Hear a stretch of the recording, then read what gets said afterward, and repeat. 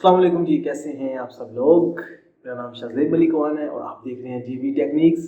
मैं आपको वेलकम करता हूं जेबी टेक्निक्स पे। आज की जी इस वीडियो में हम बात करने जा रहे हैं कि पाथ फाइंडर टूल क्या होता है एडोब इलस्ट्रेटर के अंदर। ये एक बहुत ही पावरफुल टूल है, या मैं ऐसे कह लूँ कि ये एक बहुत ही मिसअंडरस्टैंडेबल टूल है, क्योंकि बहुत ज़्यादा लोग इसके बारे में जानना चाहते हैं लेकिन जान नहीं पाते। तो आज की इस वीडियो में जी मैं बात करने जा रहा हूं कि पाथ फाइंडर टूल्स में आप क्या कुछ कर सकते हैं। पाथ फाइंडर टूल में दो किस्म के जो मोड्स यूज हो रहे हैं, एक मोड यूज हो रहा है शेप मोड और दूसरा मोड है पाथ फाइंडर मोड। तो आज की इस वीडियो में जी हम देखने जा रहे हैं कि पाथ फाइंडर टूल्स क्या होते हैं एडोब इलस्ट्रेटर के अंदर। तो आइए देखते हैं फिर ये किस तरह से काम करता है जी। तो आज की इस वीडियो में हम बात करने जा रहे हैं कि पाथ फाइंडर्स क्या होते हैं एडोब इलस्ट्रेटर के अंदर। लो जी, हमारे पास दो किस्म के पाथ फाइंडर में टूल्स हैं। एक है जी हमारे पास शेप मोड और दूसरा है जी पाथ फाइंडर्स। और मैंने जी कुछ इलस्ट्रेशन बनाई हैं आपको डेमोन्स्ट्रेट करने के लिए कि किस तरह से आप यूज कर सकते हैं पाथ फाइंडर टूल को और किस तरह से आपका मैं अच्छे से इंट्रोडक्शन करवा सकता हूं पाथ फाइंडर टूल से। तो सबसे पहले जी हमें चाहिए पाथ फाइंडर टूल। तो पाथ फाइंडर टूल के लिए आपको जाना पड़ेगा विंडो मेन्यू में और यहां से चूज करना पड़ेगा पाथ फाइंडर। आप जैसे ही पाथ फाइंडर को क्लिक करेंगे तो आपको एक पाथ फाइंडर मेन्यू दे दिया जाएगा या पाथ फाइंडर विंडो दे दी जाएगी। उसके बाद आप क्लिक करेंगे अपने इस ऑप्शन के ऊपर तो आपको कुछ मजीद ऑप्शन मिलेंगे। नेक्स्ट जी हमारे पास दो मोड्स हैं, एक है जी हमारे पास शेप मोड और दूसरा है पाथ फाइंडर। ये कुछ वैल्यूज से सेम काम करते हैं, कुछ पे नहीं करते। सबसे पहले जी हमारे पास जो हमारा मोड है वो है जी यूनाइटेड। मैं सबसे पहले इसको जूम कर लेता हूं ताकि आप अच्छे से देख सकें।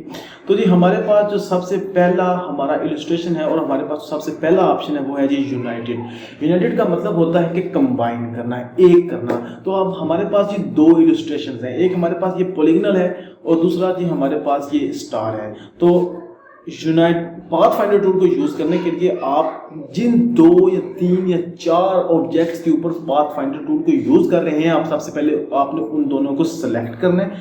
उसके बाद आप जोन सा ऑप्शन यूज करना चाहते हैं उसके ऊपर आपने क्लिक कर देना। और इन दिस केस मैं यूज कर रहा हूं यूनाइट टूल, तो इसके लिए मैं क्लिक करूंगा यूनाइट के ऊपर। मैं जैसे ही क्लिक करूंगा यूनाइट के ऊपर तो हुआ क्या है, जो हमारी दोनों शेप्स थी वो बिकम हो गई हैं एक। अब ये हमारे पास एक शेप बन चुकी है लाइक सो। पहले हमारे पास दो शेप्स थी, एक पॉलीगॉन था और दूसरा स्टार था, लेकिन वो सारा अब चेंज हो चुका है इनटू एक शेप। और ये जो स्टार के हमारे पास निकले हुए हैं ना बाय आर्म्स, वो उसने हमें दे के हमारी शेप को दोनों शेप को एक शेप बना दिया। और ये चीज़ हमेशा कीप इन माइंड रखिएगा कि जब भी आप पाथ फाइंडर में शेप मोड यूज करेंगे तो जो सबसे ऊपर आपकी शेप होगी उसका कलर आपकी पूरी इलस्ट्रेशन, अगर आप यूनाइटेड यूज कर रहे हैं तो पूरी इलस्ट्रेशन आपकी उसी कलर में चेंज हो जाएगी। तो अब जी नेक्स्ट चलते हैं। नेक्स्ट हमारे पास है माइनस फ्रंट। जैसे कि आपको पता चल गया है कि माइनस फ्रंट, जो कुछ माइनस सामने होगा वो माइनस हो जाएगा। अगर मैं इस दोनों को सेलेक्ट करूंगा और क्लिक करूंगा माइनस फ्रंट के ऊपर तो जो कुछ हमारी इलस्ट्रेशन में सामने था वो खत्म हो चुका है और अब हमारे पास सिर्फ वो चीज़ रह चुकी है जो हमारे पास उससे पीछे थी। तो इस तरह से अगर आप अपनी ऑब्जेक्ट के ऊपर माइनस फ्रंट कोई एलिमेंट रख के माइनस फ्रंट करना चाहते हैं तो आप इस तरह से कर सकते हैं। इसके अलावा थर्ड है जी हमारे पास इंटरसेक्शन, जो आपको नाम से ही पता चल गया होगा। उसके लिए मैं जैसे ही क्लिक करूंगा, सिलेक्ट करूंगा, फिर क्लिक करूंगा इंटरसेक्शन के ऊपर, तो जो कुछ इंटरसेक्ट हो रहा होगा वो तो बच जाएगा, लेकिन जो कुछ पीछे होगा वो सब कुछ खत्म हो जाएगा।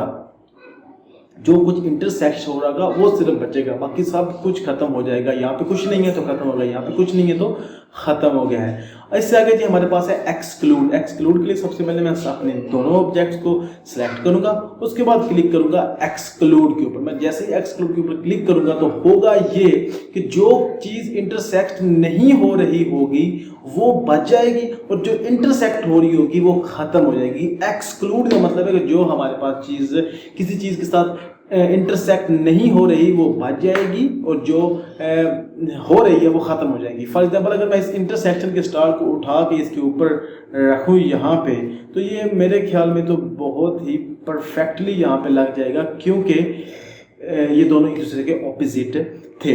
तो जी अब चलते हैं जी, हमारे पास कुछ पाथ फाइंडर टूल्स हैं, इनको हम यूज़ करते हैं और इन्हें हम किस तरह से यूज़ कर सकते हैं। उसके लिए मैं जी सबसे पहले अपनी इलस्ट्रेशन को कर लेता हूँ छोटा, फिर जूम आउट करके स्क्रीन पे ऊपर ले आता हूँ ताकि आप अच्छे से देख सकें। हाँ जी, अब हमारे पास जी तकरीबन 6 पाथ फाइंडर टूल्स हैं जिन्हें हम यूज़ कर सकते हैं।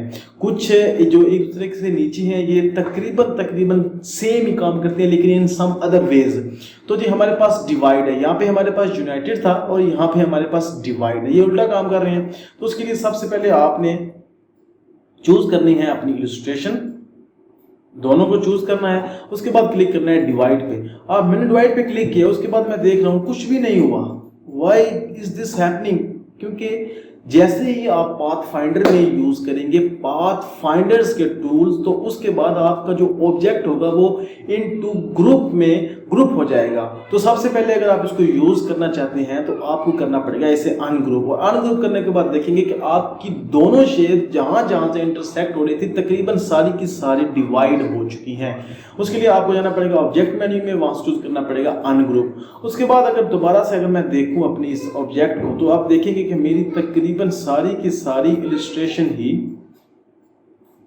डिवाइड हो चुकी है। तो इस तरह से जी आप डिवाइड के जरिए अपनी इलस्ट्रेशन के ऊपर कुछ इलस्ट्रेशन आपके डिवाइड करना चाहते हैं तो वो आप डिवाइड टूल के साथ कर सकते हैं। नेक्स्ट जी हमारे पास है ट्रिम। ट्रिम के लिए मैं दोनों को अपने ऑब्जेक्ट को सिलेक्ट करूंगा, उसके बाद क्लिक करूंगा ट्रिम पे। अगर मैं ट्रिम को नीचे लेके आऊं तो ट्रिम भी इन द सेम केस काम कर रहा है, वो भी ग्रुप हो गया। तो उसके लिए आपको राइट क्लिक करूंगा अपने ऑब्जेक्ट के ऊपर, यहाँ से चूज करूंगा अनग्रुप। उसके बाद अगर मैं दोबारा आऊं अपनी इलस्ट्रेशन के ऊपर और यहाँ से उठाऊं मैं स्टार को, तो आप देखेंगे कि हमारे पास स्टार तो ठीक है लेकिन जो चीजें हमारे इंटरसेक्शन से बाहर थी वो ट्रिम हो गई है। यहाँ पे हमारे पास हमारा सॉलिड पॉलीगॉन था लेकिन इन दिस केस ये आपस में ट्रिम हो गई हैं, तो सिर्फ जो इंटरसेक्शन कर रहा था वो चीज बचेगी, बाकी सब कुछ खत्म हो जाएगा। अब जी हमारे पास है मर्ज। जैसे कि आपको नाम से ही पता चल गया होगा कि मर्ज भी सेम काम करता है यूनाइटेड वाला, लेकिन ये जो हमारे पास यूनाइटेड टूल है ना बिल्कुल सेम काम करता है, लेकिन मर्ज में होगा ये। अगर मैं आपको करके दिखाऊं, अगर मैं यहाँ से यूज करता हूं मर्ज, तो देखिएगा हमारे ऑब्जेक्ट मर्ज हो चुका है।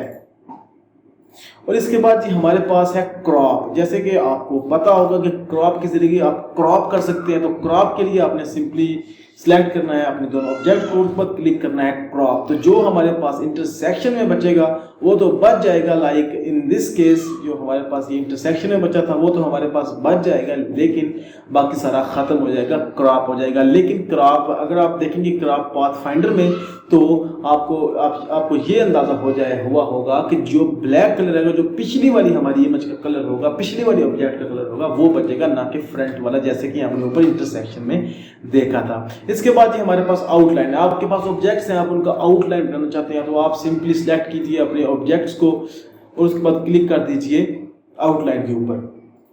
तो ये होगा ये कि आपकी ऑब्जेक्ट्स, दोनों ऑब्जेक्ट्स चेंज हो जाएंगे इनटू आउटलाइन।